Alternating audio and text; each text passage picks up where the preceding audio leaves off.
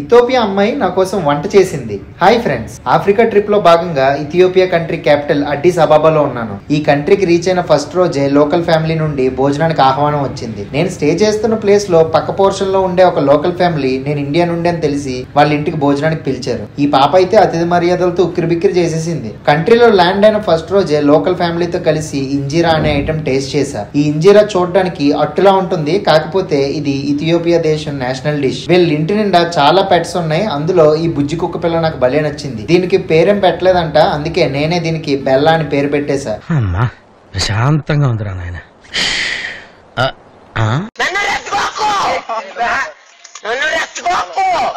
భోజనానంతరం coffee ceremony అయితే start చేశారు. ఈ ఇథియోపియా కంట్రీని కాఫీకి బర్త్ ప్లేస్ గా కూడా పిలుస్తారు. ఈ ఫ్యామిలీ మొత్తం చాలా బాగా ట్రీట్ చేశారు. వచ్చిన ఫస్ట్ రోజే వీళ్ళ హాస్పిటాలిటీ చూసి ఫిదా అయిపోయా. ఫుల్ లెంత్ వీడియోలో ఇంకా చాలా ముచ్చట్లు చెప్పాను. ఆల్రెడీ మన ఛానల్లో వీడియో ఉంది, ఎవరైనా మిస్ అయ్యి ఉంటే వెళ్ళో లుక్ వేసుకోండి. ఇంకో ఇంట్రెస్టింగ్ వీడియోతో మళ్ళీ మీ ముందుంటా. అంటిల్ దెన్ బోయ్ బోయ్.